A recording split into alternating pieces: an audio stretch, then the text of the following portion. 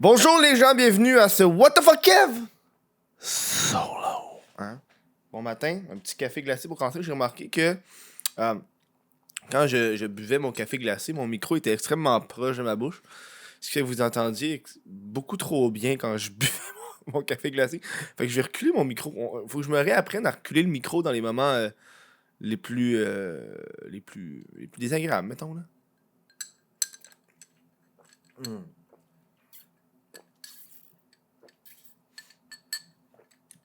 Tabarnak que c'est bon. J'ai un enfant dans la gorge. Ça me pong pas. Bref. Très content de faire un autre solo ce matin.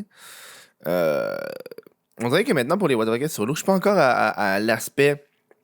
On va parler d'actualité. T'sais. C'est sûr qu'à dans le futur, ça va passer. Là. C'est juste que là, on dirait que j'ai tellement de choses d'actualité qui sont plus d'actualité que je suis comme un peu en retard, si tu veux. T'sais. Mais à date, j'ai des shows déjà prévus d'avance. C'est à cause du problème, c'est que j'ai recommencé l'horaire du. Vu que j'ai recommencé le crise de podcast en soi, avec des invités, un rythme beaucoup plus lent, là. Ce qui fait que j'ai énormément trop de choses à publier sur les réseaux sociaux à tous les jours.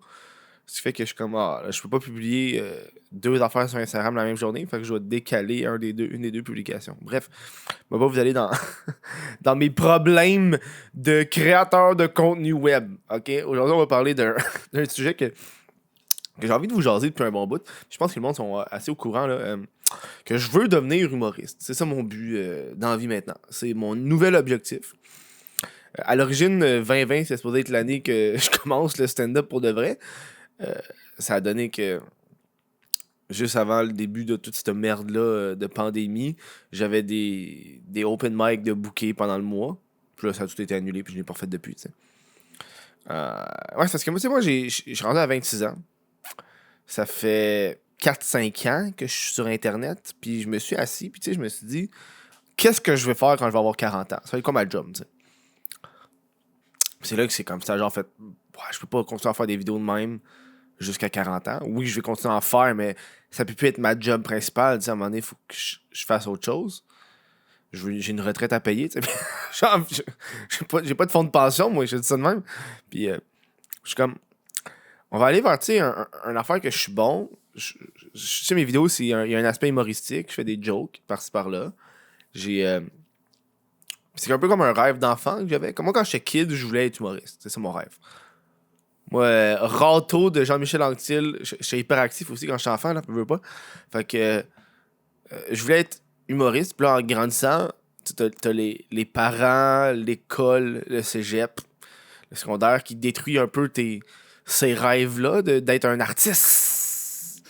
On va se dire, la société, de façon générale, tu sais, quand je dis la société, je pense que c'est juste le monde, de façon générale, on a le tour de prendre le travail d'artiste puis de mettre ça sur un piédestal tellement élevé, tellement inatteignable, tellement que devenir artiste, tu peux pas en vivre, alors que avec Internet, c'est une chose que j'ai appris, c'est que quand t'es artiste, tu peux en vivre si t'es ingénieux. Si t'es ingénieux.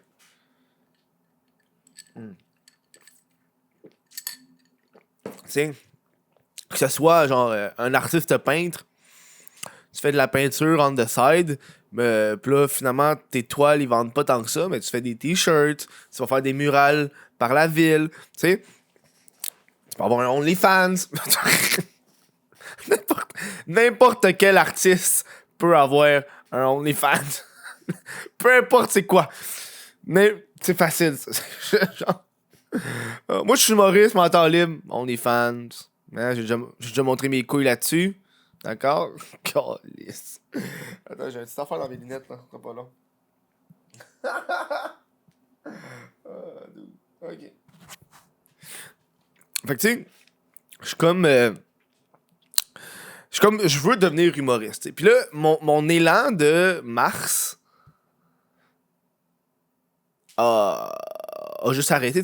Juste avant tout ça, j'avais fait un bordel. La première fois que j'avais fait le bordel, moi, je suis en plein cours à l'École nationale de l'humour. Je faisais un cours de stand-up. Ça a été coupé à moitié. T'sais. J'ai à peine fait 6 cours sur 12 Ou 5 cours sur 10, bref. J'ai fait la moitié des cours, puis l'école a fermé, puis il a fallu qu'ils m'ont remboursé la moitié. J'ai un numéro qui est fait, un deuxième que je retravaille. Ça m'a comme bloqué dans ma lancée.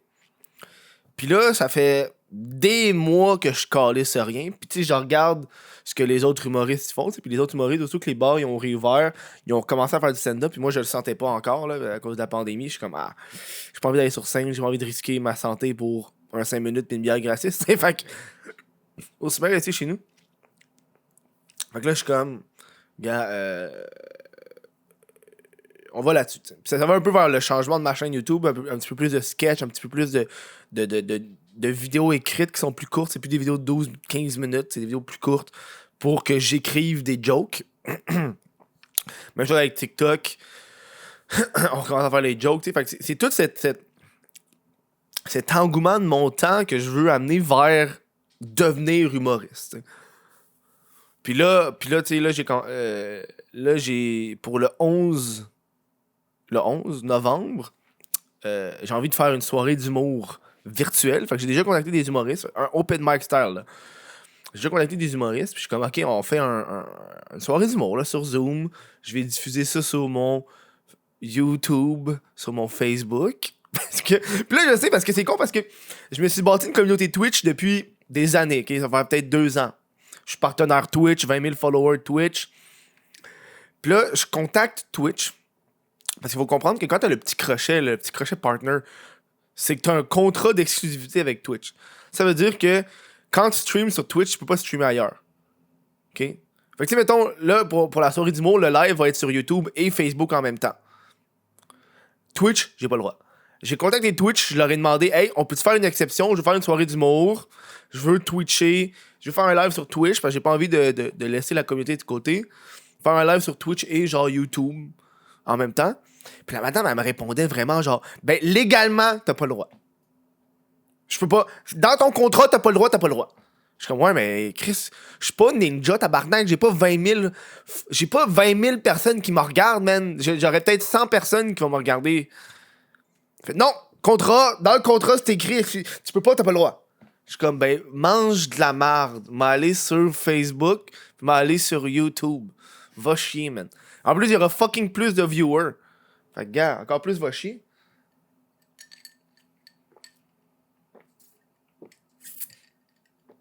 Fait que là, je suis en train de penser à mon numéro. J'ai envie de faire un petit numéro random avec un PowerPoint. Ça me tente de faire un PowerPoint. Ben, je trouve que c'est drôle. Puis c'est vu que c'est en Zoom, on va avoir la chance d'aller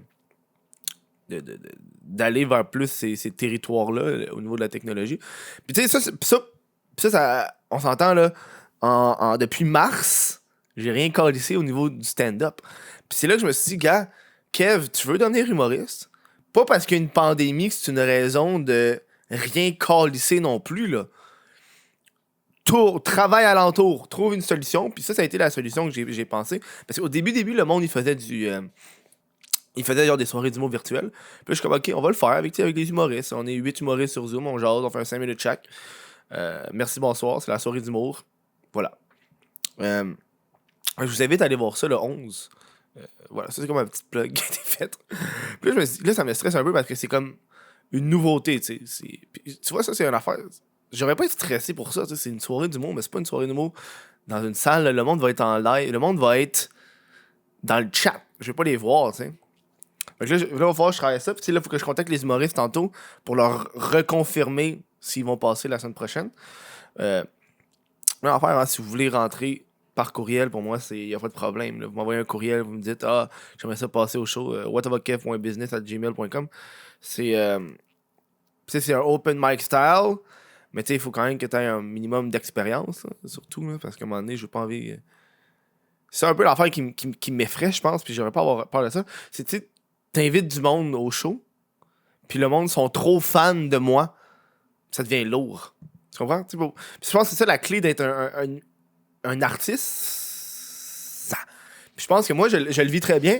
C'est de pas être fan de quelqu'un. Je m'explique. Mettons, genre, t'es dans un... t'es dans une soirée, mettons, là. Puis là, tu vois Mike Ward.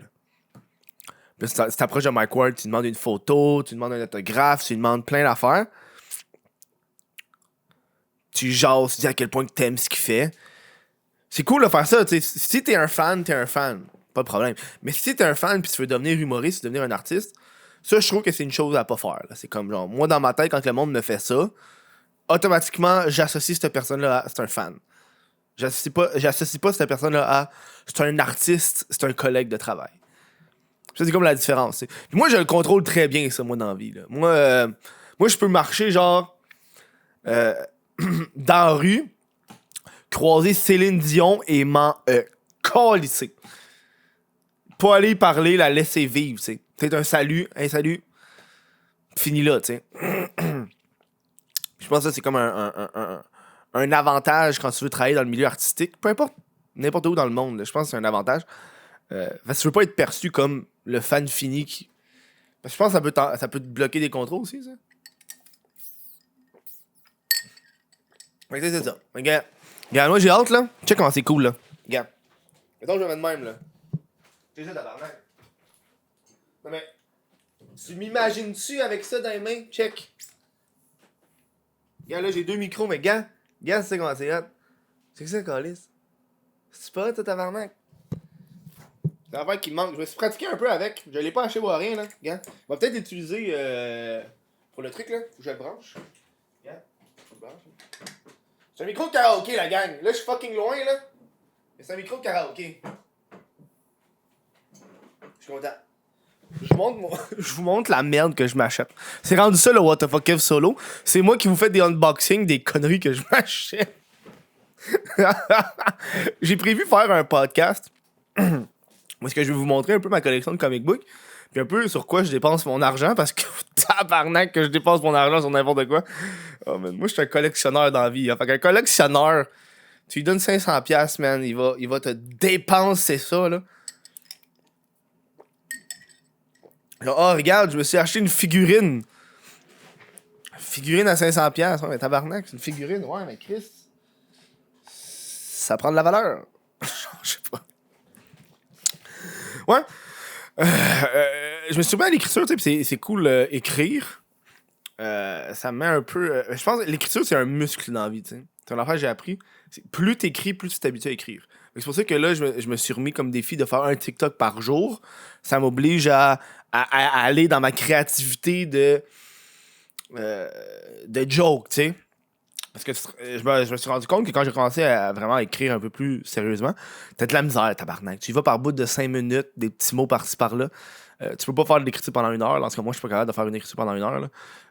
Moi, c'est plus des petits bouts par-ci par-là. Moi, je suis un gars de notes dans la vie. Je me suis rendu compte de ça. J'ai pris le temps parce que moi, mon problème, c'est que j'avais énormément de notes sur tout. Genre sur mon iPhone, j'ai l'application Notes. Sur mon Huawei, qui est mon téléphone que j'ai, j'avais des notes sur l'application Notes, des notes sur mon Mac, dans le page, des notes sur mon PC, parce que j'ai des petites notes genre de piné sur mon ordi. J'ai des notes partout sur des jokes ou des idées qui me popent en tête. Puis je me suis rendu compte que c'était extrêmement chiant. Fait que j'ai tout regroupé ça dans OneNote, là, qui est comme l'affaire de Microsoft. Fait que toutes mes notes sont là. Genre abusées, là. Puis c'est de la joke, mon ami, là. Puis ça peut être n'importe quoi. Puis tu sais, je me suis rendu compte, tu sais, mettons, là. Puis je pense que c'est ça un peu l'idée de comment moi j'écris, puis comment moi je fais les affaires, tu sais. C'est différent pour tout le monde, tu sais. Moi, quand j'ai une idée de TikTok, faut que je l'écrive live. C'est extrêmement important. Moi, j'arrête tout ce que je fais, je prends une note, je l'écris live. Tu peux avoir de l'air rude as fuck, mais au moins t'as ta joke. Tu sais, comme moi, dans mon note, dans mes notes TikTok, là, j'ai 40 idées de TikTok. Il y en a là-dedans, ça fait 1 an qu'ils sont là, puis je les ai pas faites, tu sais, mais ils sont juste là parce que j'ai eu une idée, tu sais. Tu sais, des affaires genre don't put dick in that. Je sais pas ce que ça veut dire, mais j'ai écrit ça. J'ai écrit aller dans la douche en complet, tu sais. Des idées vraiment niaiseuses. Moi, c'est comme un affaire que je fais. Puis, tu sais, là, je regarde mes notes de plus en plus ces temps-ci. Checker, mes idées de stand-up. Ah, j'ai mis mes stand-up aussi. qu'est-ce que je suis hot? J'ai passé une journée complète à faire ça. J'ai des blagues générales. J'ai commencé à écrire mon numéro d'ASMR. J'ai le numéro Tinder que j'ai fait qui est comme moyen. C'est une affaire que, quand je parlais avec des humoristes, ils m'ont dit n'aie pas peur de réutiliser tes concepts ou tes idées que tu as faites en vidéo YouTube. T'sais. Fait que c'est un peu ça que j'ai fait. C'est sûr que là, quand tu l'adaptes en stand-up, c'est extrêmement plus compliqué. Mais tu sais, je trouve que ça vaut la peine.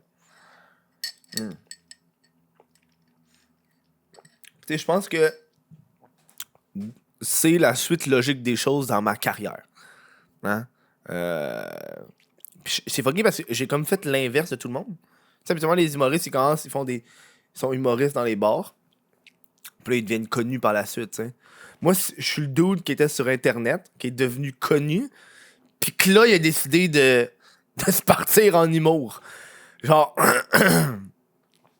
genre, je pense que c'est ça que, quand que je parlais avec Jean-François Provençal, quand je suis allé à l'enregistrement de son podcast Tu me niaises, il m'a dit, Kev, toi, là, t'as des abonnés sur les réseaux sociaux.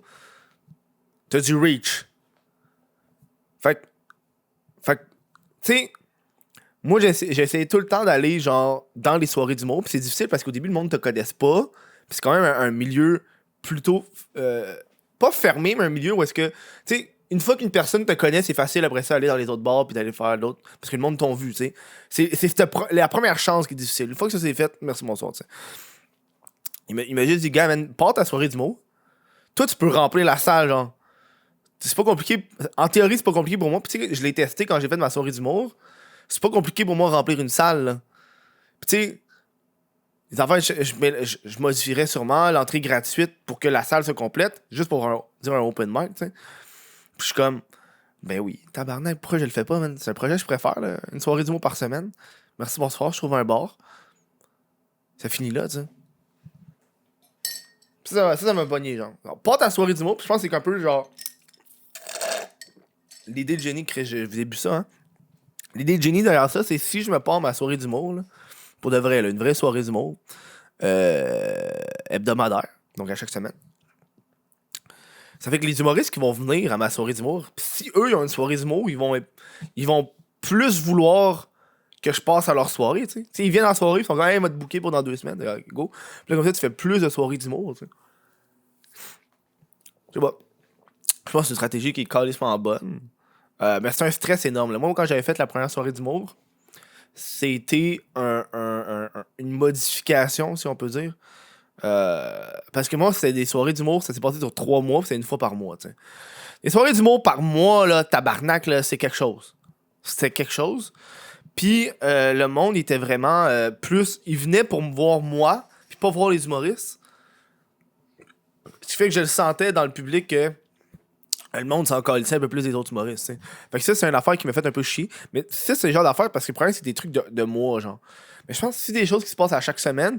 Là, tu te bâtis une crowd, tu te bâtis un public qui va être plus habitué au vibe de la soirée, tu sais. Alors que quand c'est une affaire par mois, t'as pas le temps de bâtir une vibe de la soirée, tu sais. C'est une affaire que j'ai comme remarqué. Puis je pense que l'erreur que j'avais faite à l'époque, c'était on était 2. Moi, je m'occupais de la promotion en ligne, lui s'occupait du booking, puis à la fin, tu sais, quand je faisais moins d'argent que le gars, quand je faisais moins d'argent que l'humoriste sur scène, puis c'est là, moi, l'organisateur de la soirée, c'est pour ça un peu, ça m'a découragé. Fait que c'est pour ça, il faudrait que je retravaille sur les formules de faisage de show, tu sais.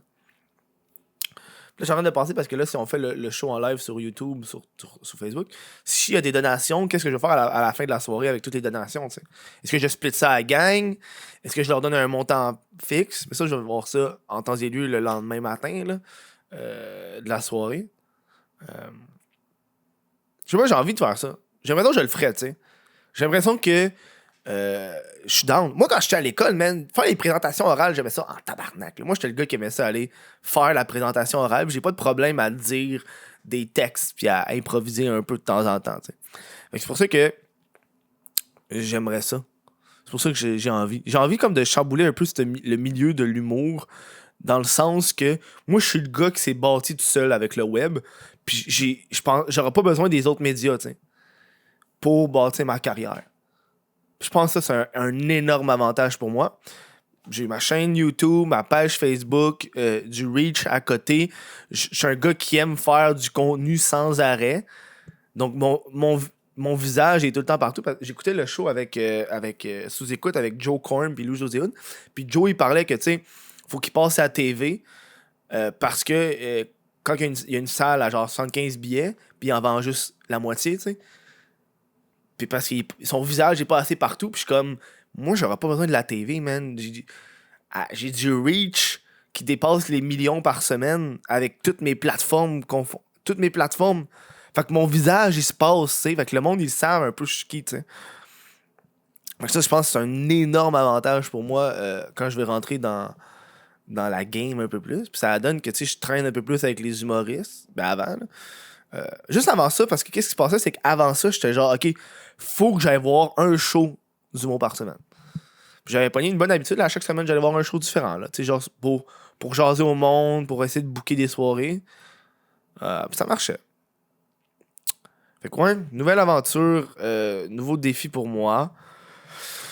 C'est extrêmement difficile parce qu'on s'entend, il y a de la compétition en tabarnak. Puis je pense que le Québec, c'est pour ça que c'est super beau. C'est pour ça que je trouve que c'est le fun. Au Québec, quand tu regardes le pourcentage de vedettes que c'est des humoristes, il y en a en tabarnak pour le nombre de monde qu'on est. Là. Au Québec, on n'est pas les États-Unis, là, mais genre, le ratio vedette-humoriste comparé aux vedettes de télé ou plus de télé que la chanson. Puis la chanson, avec l'arrivée de Spotify, il y a plus une ouverture d'inconnus, tu sais. Mais il y en a en tabarnak du monde, là. Puis c'est un métier, je trouve, qui est pas si loin. Puis très abordable pour tout le monde. Là, moi, quand je vais dans les soirées d'humour, des fois, je vois du monde, ils font juste du stand-up pour le fun comme passe-temps, là. Genre, ils s'en vont dans les soirées d'humour, ils sont fucking bons, mais genre, c'est genre du monde qui ont des jobs, puis ils ont des enfants, puis ils sont juste, mais moi, je fais ça pour le fun, t'sais. Ils sont crissement drôles, t'sais. Fait que bref, c'est un petit peu ça le show d'aujourd'hui. Avant de vous quitter, je vous dis encore une fois un énorme merci aux gens qui supportent le What of a Kev sur Patreon. Très content, j'ai des noms à vous dire. Là, je veux dire un gros merci à William Allard, Olivier Bouchard, Jesse Desormeaux, Alexandre Bassard, Charles Briand, Samuel Binet, Tristan Saint-Laurent-Blais, Bernatchez, c'est écrit à l'envers, Joanie Gagnon-Blais, Félix Crochetière et Raphaël Duval. Gros merci à vous pour le support. Ça, c'est des gens qui payent 10$ par mois et plus. Moi, ça me fait capoter, man. J'en reviens pas. C'est du monde généreux qu'on parle. Du monde généreux. Du monde généreux à côté.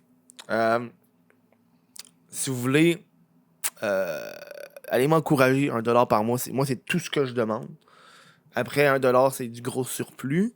Moi, je suis un... C'est quoi? Parce que moi, j'ai commencé vraiment à faire ce que je demande. Puis je trouve un petit peu, des fois, c'est hypocrite, le monde qui font pas ça. Tu sais, mettons, moi, là, moi, j'ai un Patreon, mais il y a du monde que je supporte pour de vrai. Là. J'ai pas juste un Patreon puis je supporte personne d'autre. Là. Tu sais, je supporte des gens. J'ai fait un ménage la dernière fois parce que je supportais un petit peu trop de monde. J'ai un petit peu arrêté de supporter du monde.